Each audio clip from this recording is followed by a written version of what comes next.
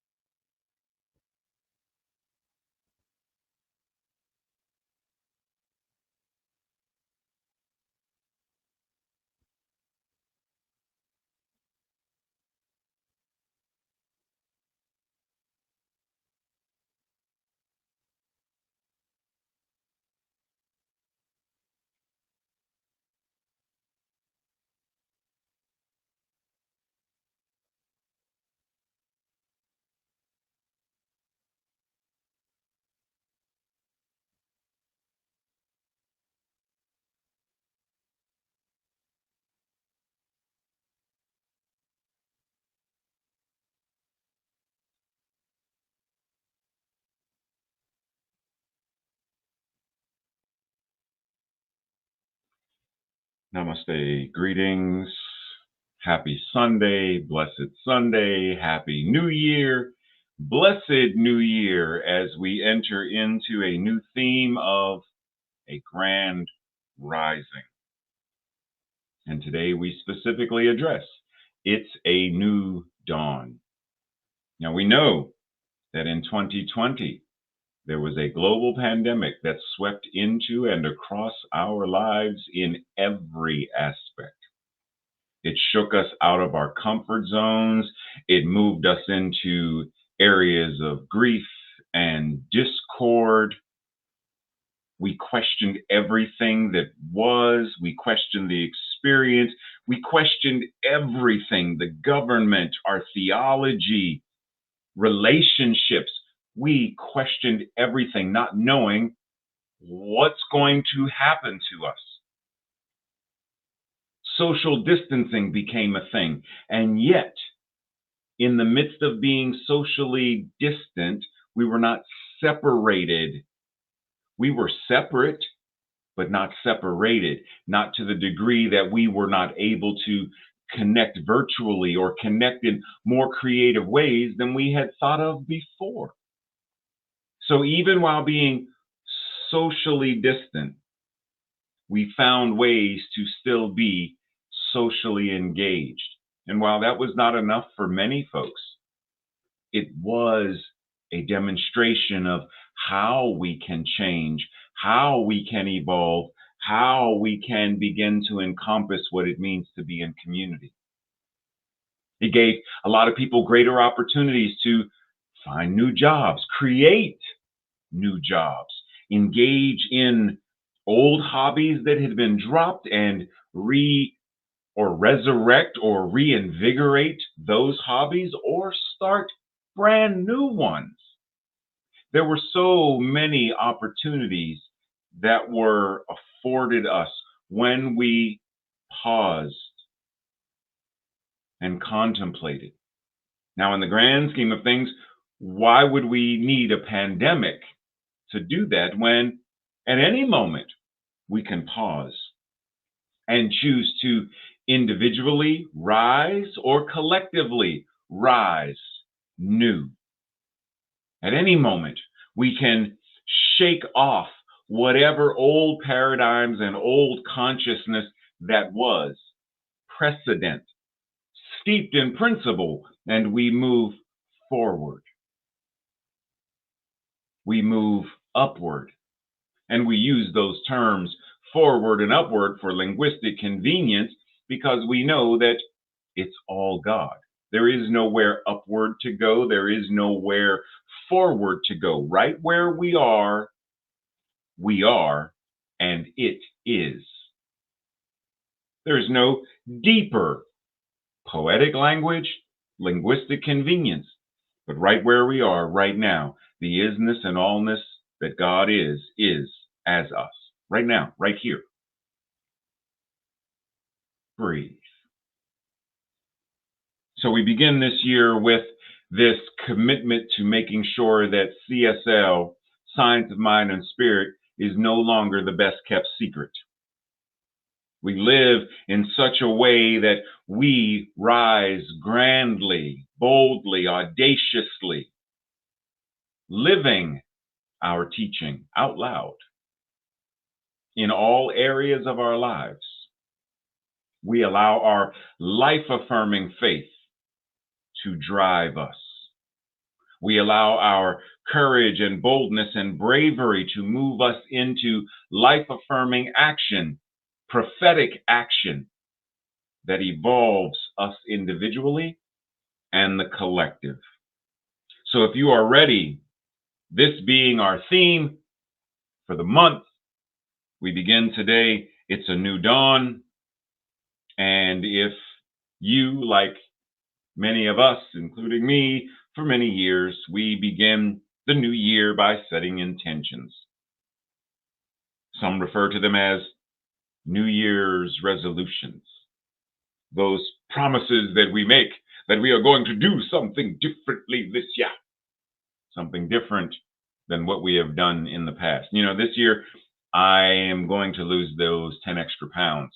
This year I'm going to eat less sugar. This year I'm going to drink less. I'm going to party less. I'm going to party more. I'm going to get out more, whatever it is. We usually do that at the beginning of the year. We might end the year, with a bowl burning ceremony to release what was and to embrace what will be. But we usually do this at this time. And it's a great ritualistic way of doing it, but it's important to know that every day is an opportunity to do this. Every day is an opportunity to set a new intention, not just at the beginning of the year. So instead of waiting for these times to do so, what if we started every morning, every day with it's a new dawn, it's a new day. I rise grandly, I live boldly, and then move on. What would happen if our energy began each day from that space and carried out through the rest of our day? Even, things are going to fluctuate and happen, but we have this intentionality so that even when we squirrel, we come back to what intention did I set today? It's a new dawn, it's a new day. Rise grandly. Recalculate, recalibrate, get on course, and move accordingly. What might our days look like? How much beauty and grandeur and awe and magic might our days now possess when we approach them from that position, from that mental equivalent, from that energetic stance? What might change? So, in this moment, we're being invited to start each day, to start each breath, to start each morning in a way that co creates a world that works for everyone, everything, a world that truly does work for all, not just that which is alive, as we think people, because a lot of people think people, but it's also all of the animals, all of the trees, all of the water, all of the rocks. It's all of God's creation, all of creation that is God. A world that works for all means the trees in the Amazon are no longer swiped out simply so someone can make a dollar.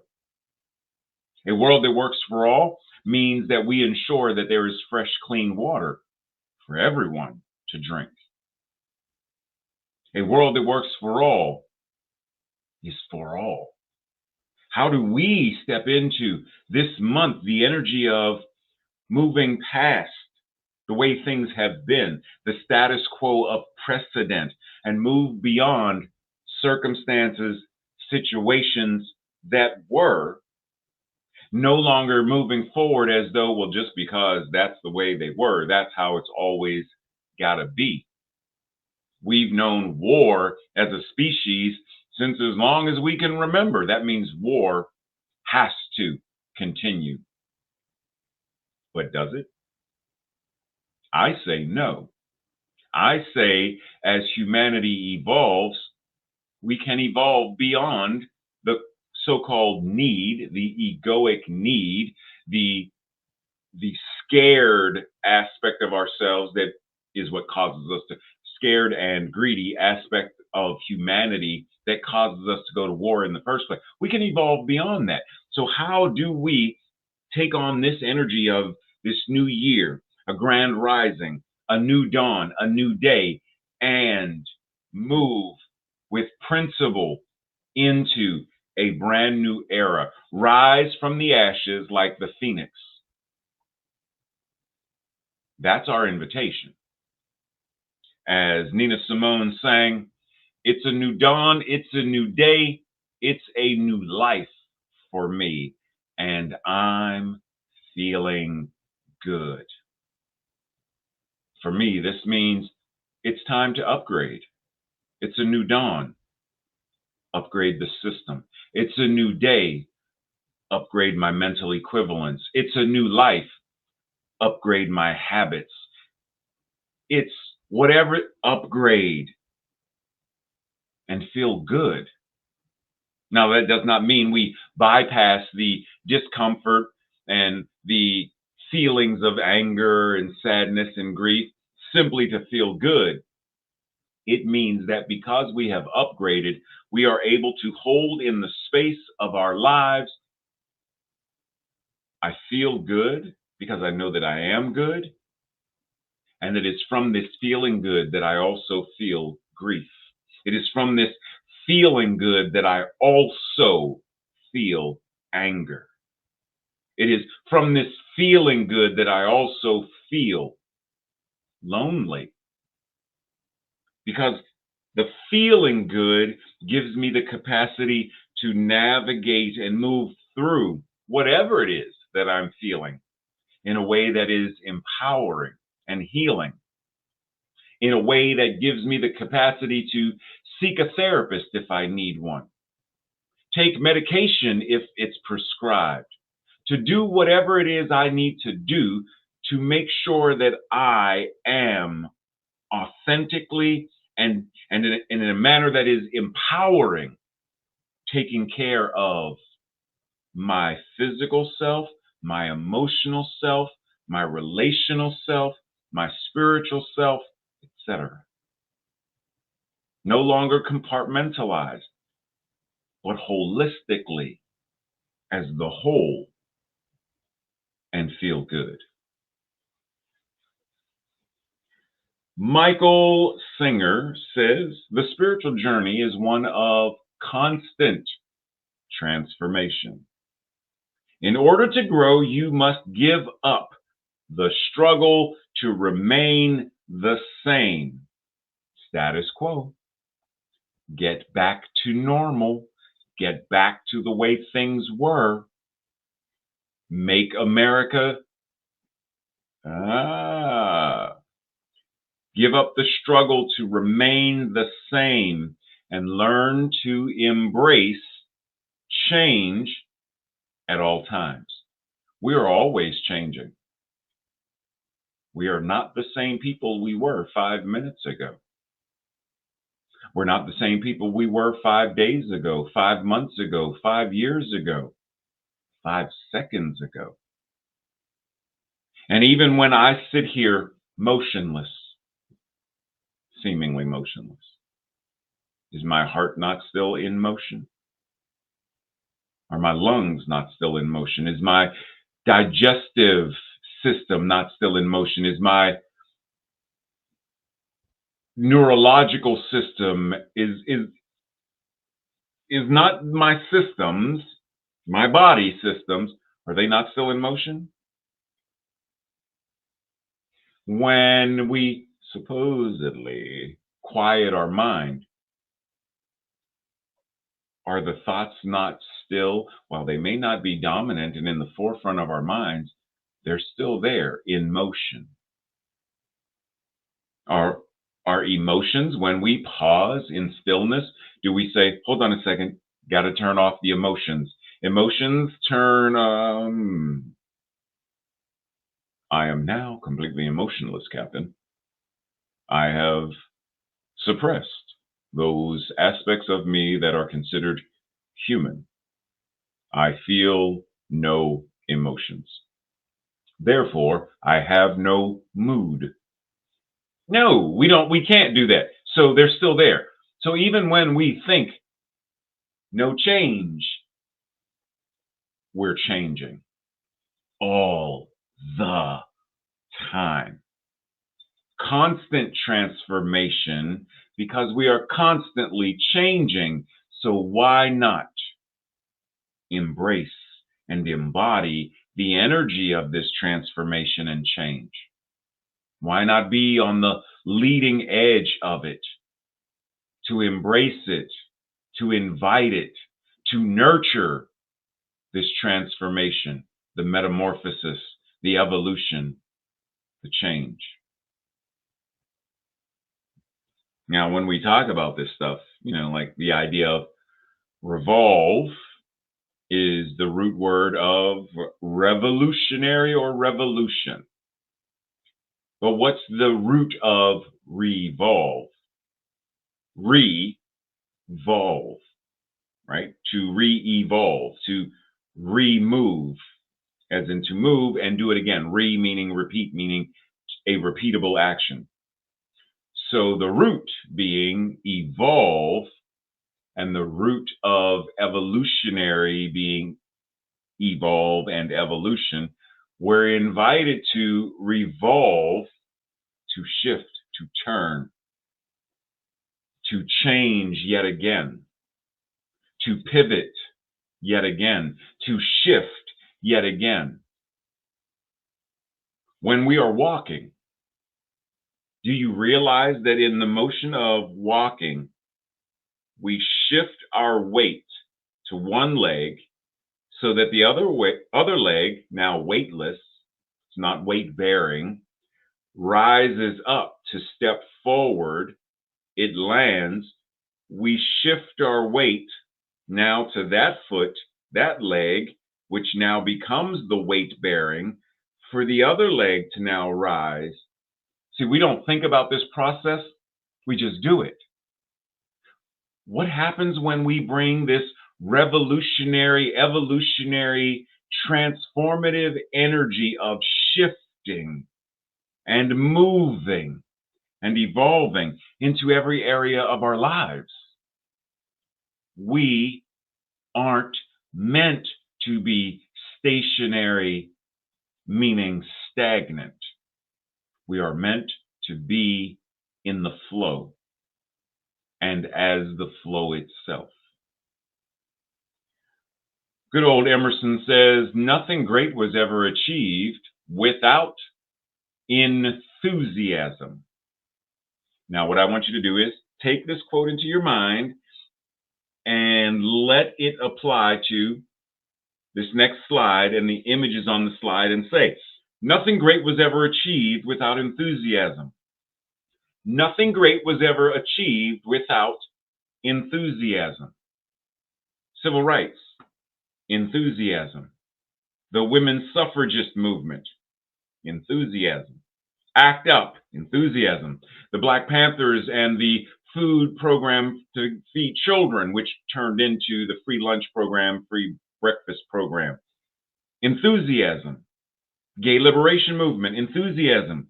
Gandhi and the Salt March, enthusiasm.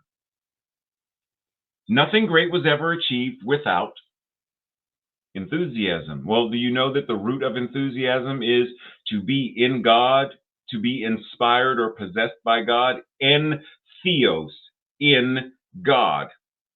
And inspired is to be breathed by God.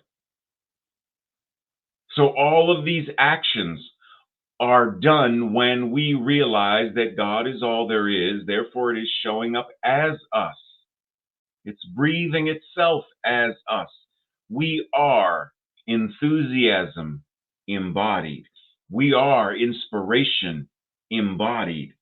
And when we live, move, and have our beingness as that and from that, then great things are accomplished.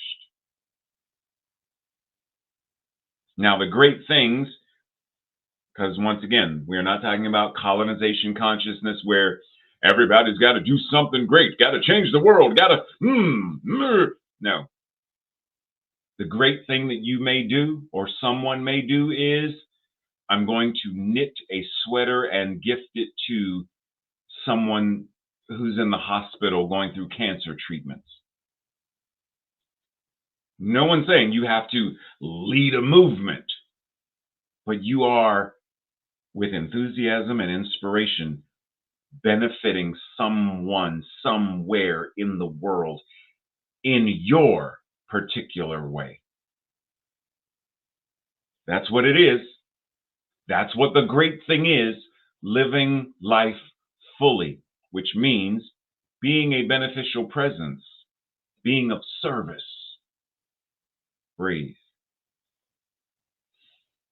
Pam Grout says, when we don't stop daily to inventory all of the gazillion things going right in our lives, there's that voice in our heads that tries us to make us its slave. She used a different word there. I just remixed it because it's sort of sexist. I got ready to get rid of the crazy voice too because it's sort of ableist. But she's inviting us to take inventory of all of the victories, no matter how quote unquote small. take inventory of all the good that is going on in our lives and allow that good to become the fuel that keeps the enthusiasm and the inspiration going. Because when we don't, there is that voice, whatever it is, imposter syndrome, the non life affirming ego, whatever that voice is, it reminds us you're no good. You don't do no good. Don't nobody like you. You're a waste of time. You're a waste of breath, etc., etc. Until such time as we learn, whoa, wait a minute. So I have a choice here. I can change the station to such a degree that that voice, it's no longer registering at all. I am in a completely new area where the frequency of this. You ever been in your car or in someone's car and you're driving and you're listening to the radio, and as you move through the mountains or a valley or whatnot, the radio station frequency starts to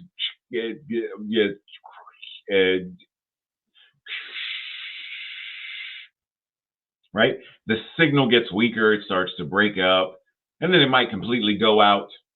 And then on the other side of the mountain or the valley or the tunnel or whatever, it's a different radio station because you've entered into a new area where it's a new frequency that's broadcast that your radio is picking up on. Have you ever done that? Same thing. If we don't want to pick up the frequency of this voice of you're a failure, you're no good, move to a new area of life where that's not even a frequency we can pick up. And therein lies the practice. How do we practice moving through our lives in such a way that we are changing our location in our mental equivalence, our location in our consciousness, our location in our relationships? How do we change our location? How do we change our proximity to that frequency so that we're no longer picking it up? And this goes with the frequency of precedent. That's the way we've always done it here. We're not going to do it any other way. But there's a more effective way to do it. I don't care. I like to work harder, not smarter. But okay, well, so whatever that frequency is, we can move the proximity of our receiving station and our broadcasting station to such a degree that this signal, if it shows up at all, it is so weak that it might just be a bleep of you're no good. And we're like, wait, did I hear? I think I heard something. But it's gone now. And even if it remains, well, let's go down that road. Even if it does happen to remain, the effect that it has is no longer what it used to be. In the past, if someone would have said certain things to me, I would have spiraled so far down the rabbit hole that the light would be gone. Like I'm way at the bottom of the woo.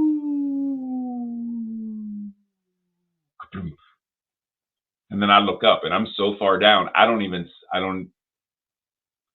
it's pitch black.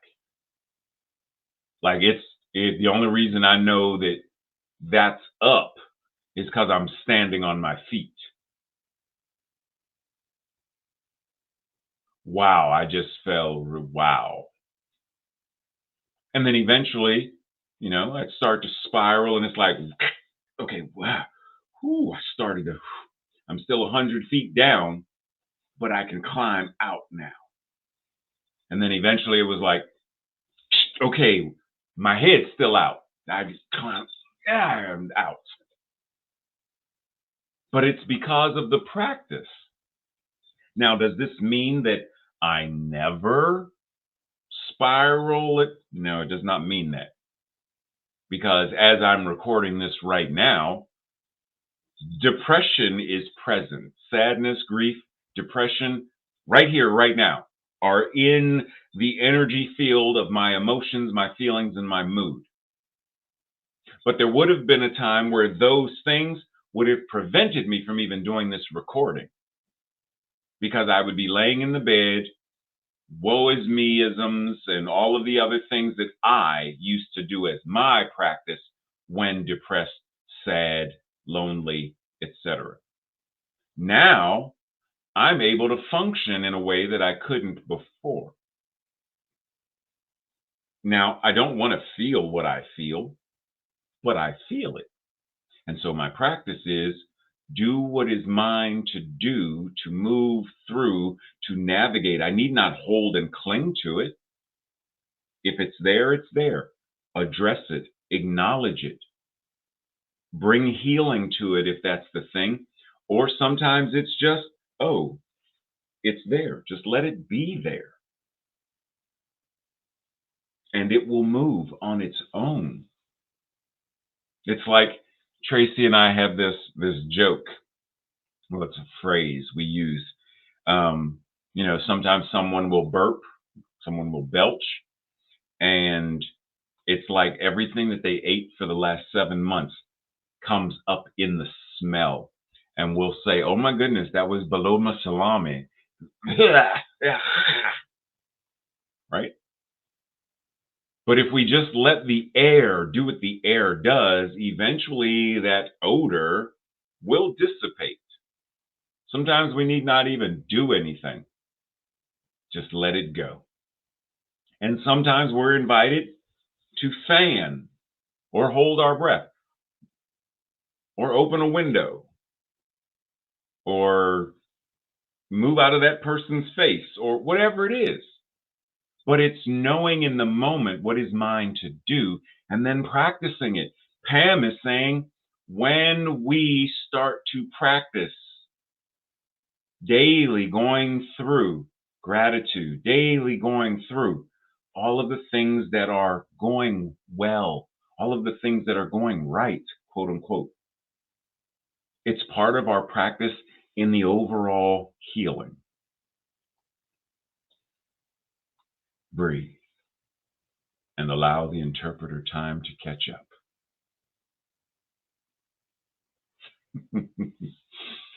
Thich Nhat Hanh says, spirituality is a practice that brings relief, communication, and transformation. One more again. Spirituality is a practice that brings to us in our lives, our experiences, relief, communication, and transformation. Spirituality as a theory does not. Spirituality as something to just contemplate is not. Spirituality as a practice brings us into the container of healing, communicating, transforming, and evolving. Are we practicing? The more you practice, the better you get. Better not being, he's better than her or she's better than him. Simply meaning you become more skilled. The more I practice drawing a landscape, the more effective will become my skills at drawing a landscape. It's the whole thing with art. The more you practice. It's like that old joke. Excuse me, how do you get to Carnegie Hall from here? Practice. Lots of it. Question is, though, are we practicing? Like, that's one. Bruce Lee says it's not daily increases, but daily decreases that remove whatever is unessential, right? So whatever is not benefiting us, we want to eliminate it. And it creates the space for what we do want. And within all of the martial arts that I've ever come across, there's this element of you practice and you practice and you practice until it becomes second nature, where you don't have to even think about it. It becomes muscle memory, it becomes cellular memory. You don't have to think about it. And it's very much like the labyrinth that you see in the lower left-hand side of the screen of the image. We practice, we go into the dojo, like the labyrinth. You go in, you go through, you go through, you go around, you go through. Eventually, you get to the center. You don't stay there. You then exit and circle and exit, and now you're back out. So we go into the dojo, we practice whatever various moves, etc., and then we go into the quote unquote regular everyday world. But we go there different. We go there with this level of mastery that we have practiced. In Japan, there's a phrase called kaizen, which means consistent or constant and never ending improvements. It means there is always more. And keep in mind, because it's easy to get snagged into the colonization consciousness of self-improvement, where self-improvement becomes a curse. What I'm referring to in this moment and what Kaizen is referring to in this moment is same thing we say in CSL, Science, Mind, and Spirit, about being open at the top. There is always more to evolve. There is always more to shift, to grow into, to love into. There's always more magic to embody and embrace. The martial artist doesn't get to the point where they're like, whoa, I got one more block to learn. I'm done. I've done it. I'm finished. The painter doesn't get to, there's one last brush stroke and violet, and I'm done. I never need to paint again. Thank you very much.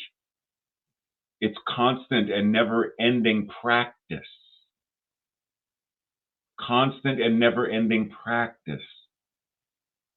This is the entire idea of the unalome, is this process of moving through and becoming enlightened. And then allowing that enlightenment to be what you bring into your regular, quote unquote, everyday life. It's why, several weeks ago, we talked about the idea of mundane and sacred and profane. It's all right here, divine. Now, what do we do with it? And when we see something that is not a demonstration of love, we see war, we see the unhoused, we see addiction to drugs. That thing in and of itself is not an expression, quote unquote, of that which is life affirming and that which is sacred and divine. And yet, our ability to bring healing and transformation to it, knocking stuff over, our ability to bring healing and transformation to it is this process of. So how do we practice in such a way that we realize it's an ongoing, never-ending practice of change, evolution, transformation, practice, change, evolution, transformation, practice. The phoenix will always rise again. So, because we are always in action, the question is, what then are you practicing? Because you are always practicing something. I'm either practicing lack and scarcity, or I'm practicing moderation and abundance and prosperity, or somewhere. I'm always practicing something. If I get lost in the depression, the sadness, and the loneliness the way I used to, then I am now practicing that.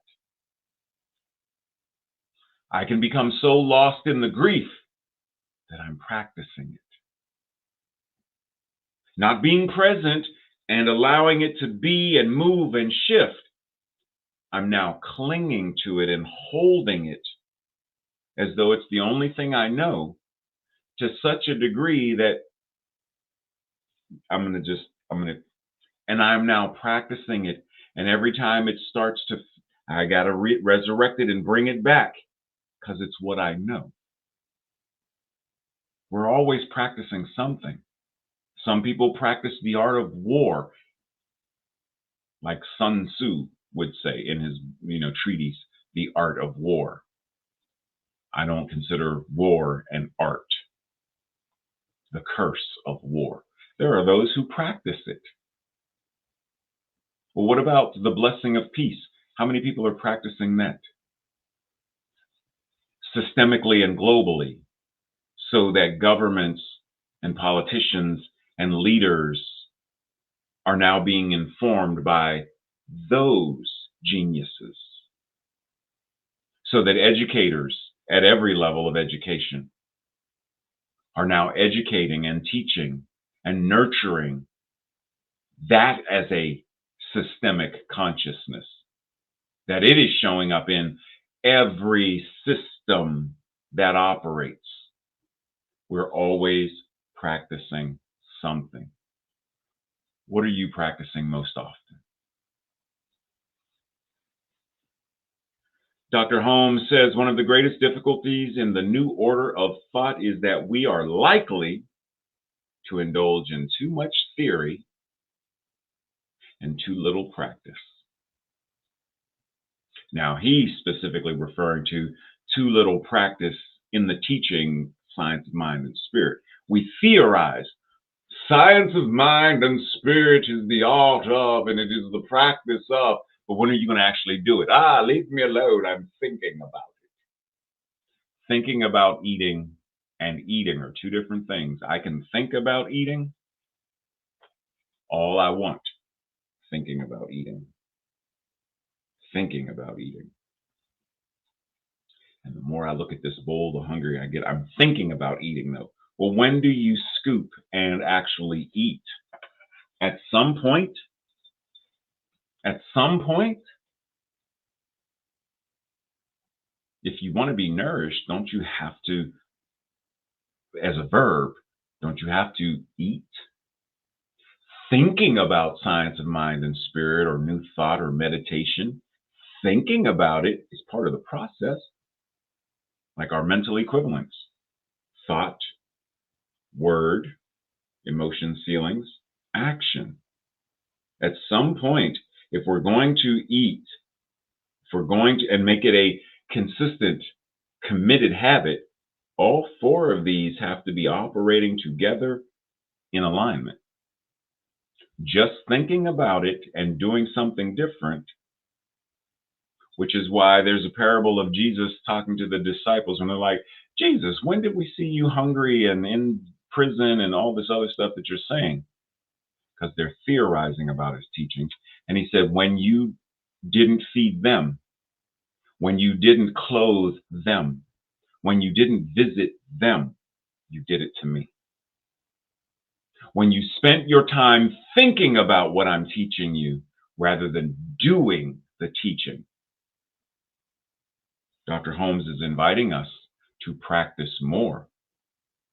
So like we talked about before, how do we bring enthusiasm and inspiration and transformation and the practice to all of these areas of our lives to such a degree that we are able to move from being reactionary to the things that are going on in the world and become evolutionary and prophetic, so that there need be no more marches demanding equality and rights, because it's a given. There need not be any more protests regarding Black Lives Matter, because we know it and we live it.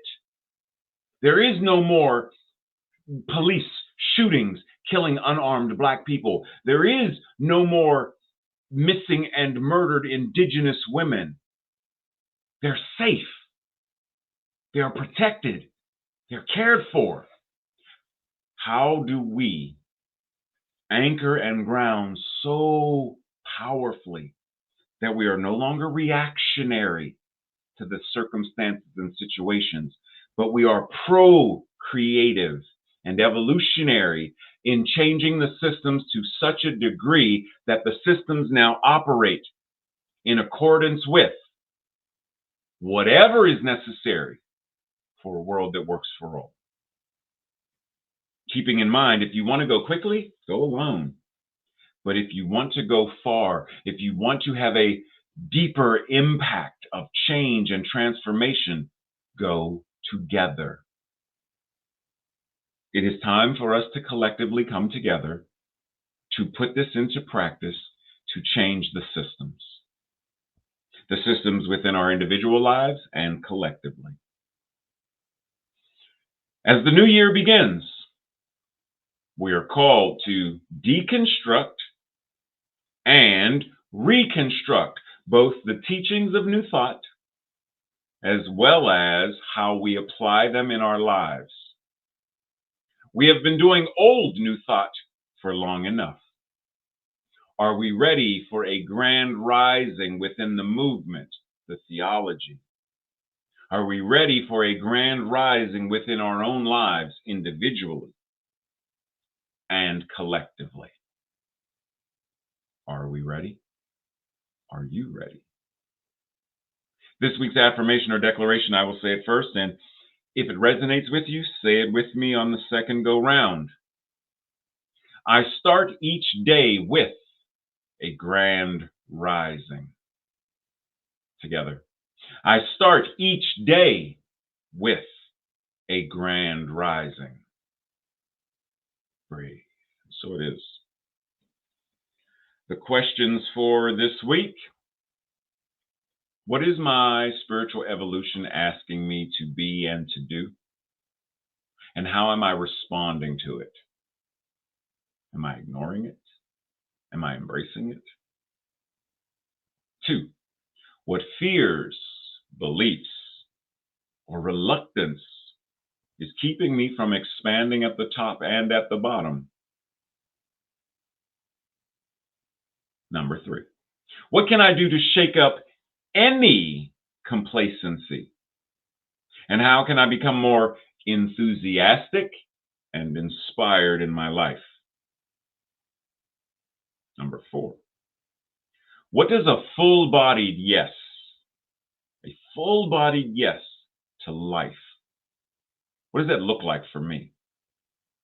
And we can do full-bodied yes to lowercase l life, and full-bodied yes to capital L life, meaning God.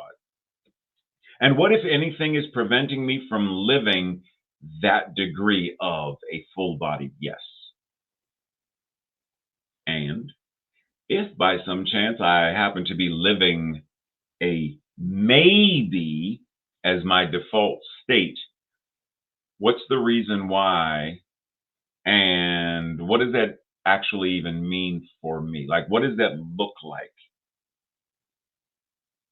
A maybe. I'm living not from a full-bodied yes and not a no, but I'm living from a maybe. Well, what does that mean for me? What does it look like? And how do I shift it into a full-bodied yes? Now let's move into the space of prayer. Simply anchoring and knowing that that which is the divine is ever present not just within us, not just around us, but that it is us. It is in, it is with, it is around, it is all there is. And what it is, we are. So this enthusiasm, this ability to be in God, breathed by God, is our ability to be present with the divine as it shows up in, through, and as us. We embody the divine that is us. We need not expect or look for the divine outside of us as if it's there but not here, as if it's them but not us.